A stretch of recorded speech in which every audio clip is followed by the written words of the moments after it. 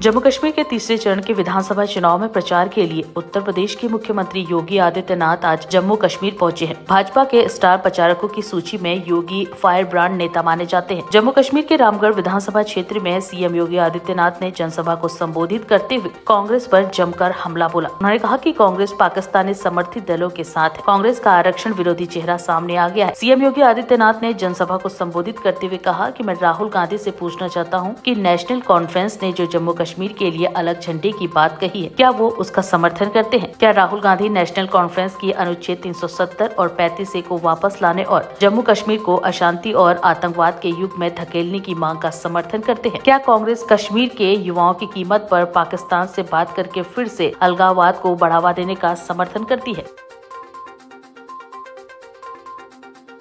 भाइयों, आज 5 वर्षों में बदलाव आपको देखने को मिला है। ये सचमुच एक नए भारत का नया जुग है, जो आज टूरिज्म स्टेट में होकर टूरिज्म का एक बेहतरीन डेस्टिनेशन के याद करते उनके समय में भारत के आन मान और शान के तिरंगा को फहराने के लिए गुहार लगानी पड़ती थी कांग्रेस के समय में या पीडीपी या फिर नेशनल कॉन्फ्रेंस के समय में। लेकिन आज जम्मू कश्मीर के अंदर G20 के समिट होते हैं, दुनिया आकर के देखती है जम्मू कश्मीर के अंदर की टूरिज्म के डेस्टिनेशन के साथ साथ एक अंतर्राष्ट्रीय स्तर का समिट यहां पर पूरी दुनिया को अपनी ओर आकर्षित करता है। बहनों और भाइयों, एक लंबी परंपरा अमरनाथ की यात्रा इस बार हम देख रहे थे। पहले धमकी आती थी कि अमरनाथ की यात्रा नहीं होने देंगे, पहले धमकी आती थी उनके समय में और वे लोग सहम जाते थे, और अब तो पूरा देश और पूरी दुनिया बाबा बर्फानी के दर्शन करने के लिए अमरनाथ की यात्रा में आता है। धूम धड़ाके के साथ आता है, धूम धड़ाके के साथ जम्मू कश्मीर की सुगंध को लेकर के पूरी दुनिया के अंदर पहुंचाने का काम करता है। माता वैष्णो देवी का दर्शन करने के लिए पूरा भारत आता है, पूरी दुनिया के सनातन हिंदू धर्मावलंबी आते हैं, पूरी श्रद्धा भाव के साथ यहां आते हैं। ये कांग्रेस के लोग, ये नेशनल कॉन्फ्रेंस और ये पीडीपी के लोग, ये राजनीतिक पार्टी नहीं बल्कि प्राइवेट लिमिटेड कंपनियां हैं। प्राइवेट लिमिटेड कंपनियां निवेश करें और उसके माध्यम से उद्योग धंधे चलाएं तो ठीक बात है, लेकिन राजनीति में प्राइवेट लिमिटेड कंपनियां बंद होनी चाहिए, क्योंकि ये राजसत्ता को अपनी बपोती मान करके आम जनता को शोषण करते हैं। और यही तो कार्य ये तीनों दल जम्मू कश्मीर के अंदर करते रहे। इन्होंने यहां दलितों का आरक्षण नहीं देने दिया, इन्होंने यहां पकड़वालों को आरक्षण नहीं देने दिया, इन्होंने यहां पहाड़ियों को आरक्षण नहीं देने दिया, इन्होंने यहां पर मुख्य धारा के साथ यहां से जुड़ी हुई जातियों को जोड़ने के लिए कोई सार्थक प्रयास नहीं किया, बल्कि 1947 में पाकिस्तान से जो लोग, जिनकी संपत्ति वहां छीन ली गई थी, जो लोग भारत के अंदर आए थे, इनको भी उन्होंने नागरिकता नहीं देने दी। और जब मोदी जी ने और अमित शाह जी ने जब इसके लिए कदम उठाया, सिटीजनशिप अमेंडमेंट एक्ट बना करके उसको प्रभावी ढंग से लागू किया, तो उसका विरोध ये सभी दल करते हुए दिखाई दे रहे थे।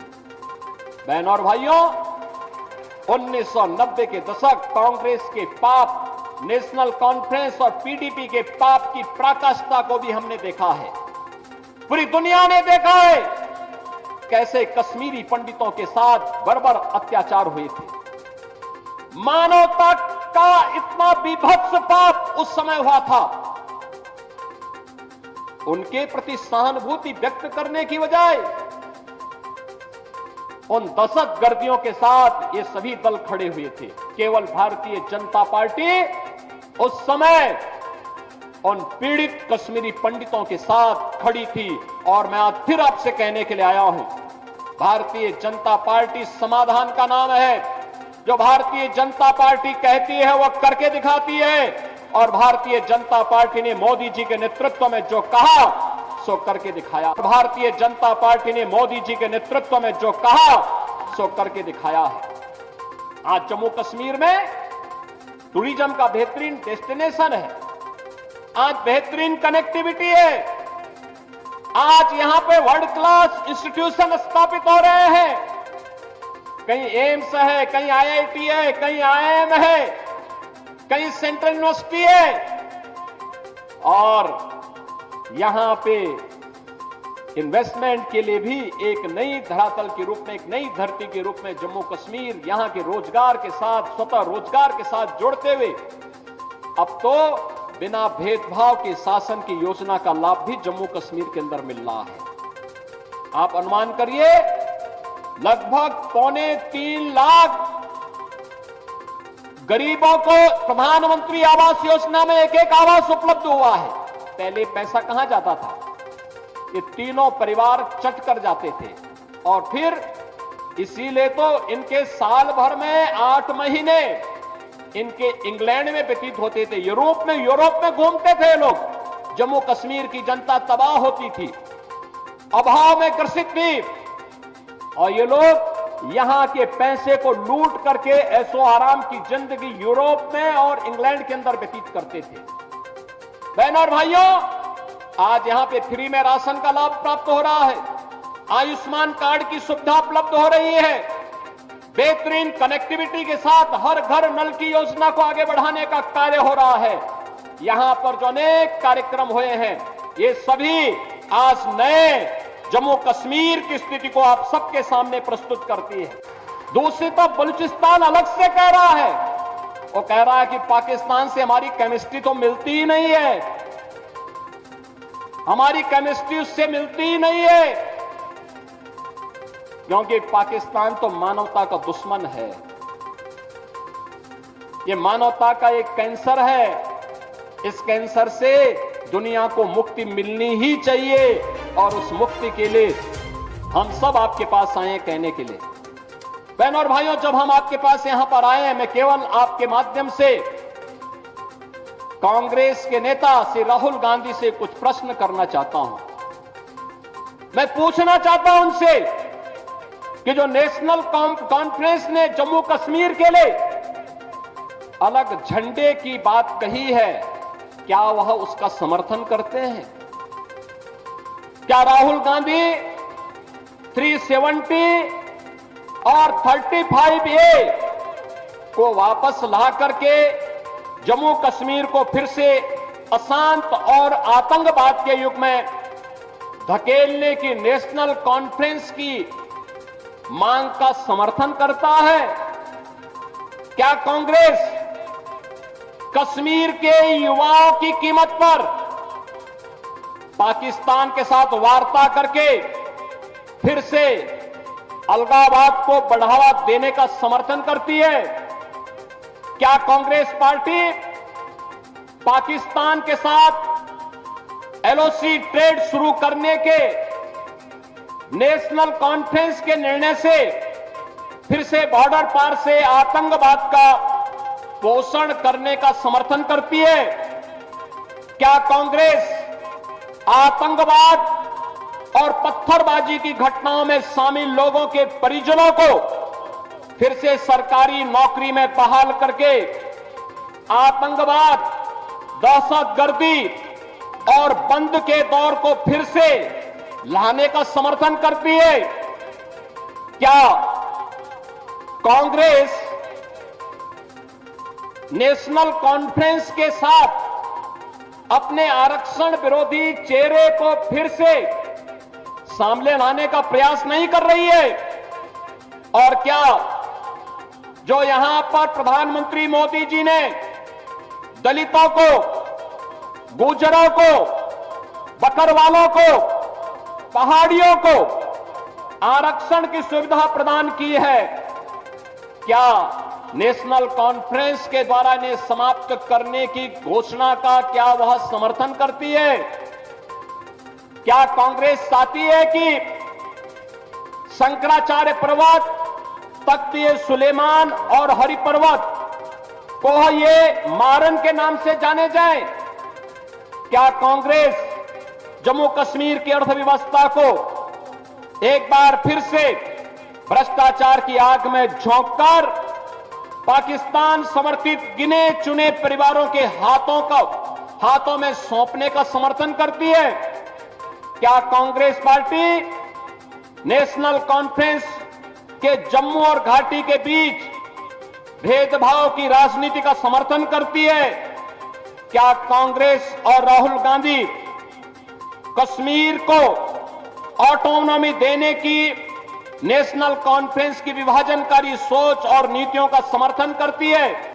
याद रखना, जम्मू कश्मीर यहां पर चुनाव के माध्यम से दुनिया के अंदर जो संदेश गया है, जो ये लोग कभी राहुल गांधी के रूप में, कभी किसी अन्य रूप में जम्मू कश्मीर के बारे में, भारत के बारे में दुनिया के अंदर दुष्प्रचार करते थे, उसका जवाब जम्मू कश्मीर विधानसभा का चुनाव दे रहा है। भारी संख्या में मतदाताओं का मतदान के लिए उमड़ना चुनाव के प्रति उनके रुझान को दिखाता है कि उन्होंने परिवारवादी राजनीति को, विभाजनकारी राजनीति को तिलांजलि दी है और वे आज जम्मू कश्मीर के अंदर एक लोकतांत्रिक सरकार चाहते हैं और लोकतांत्रिक सरकार के माध्यम से विकास की मुख्य धारा के साथ जुड़ करके एक भारत श्रेष्ठ भारत की सजग प्रहरी के रूप में काम करना चाहते हैं। बहनों और भाइयों, शांतिपूर्ण तरीके से चुनाव और भारतीय जनता पार्टी की यहां पर वापसी, याद रखना, पाक अधिकृत कश्मीर भी फिर कश्मीर का ही पार्ट होने वाला है, जम्मू कश्मीर का ही भाग होने वाला है। और यही तो हलचल है पाकिस्तान में। वे अपने लोकतंत्र को बचा नहीं पाए, उनको अपने लोकतंत्र को बचाने के लिए मशक्कत करनी पड़ रही है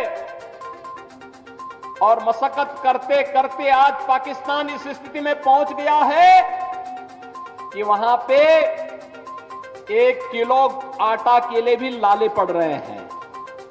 आप देख रहे होंगे, भारत में 80 करोड़ लोगों को फ्री में राशन की सुविधा का लाभ दे रहा है, 60 करोड़ लोगों को 5 लाख रुपए हर वर्ष स्वास्थ्य बीमा का कवर देता है।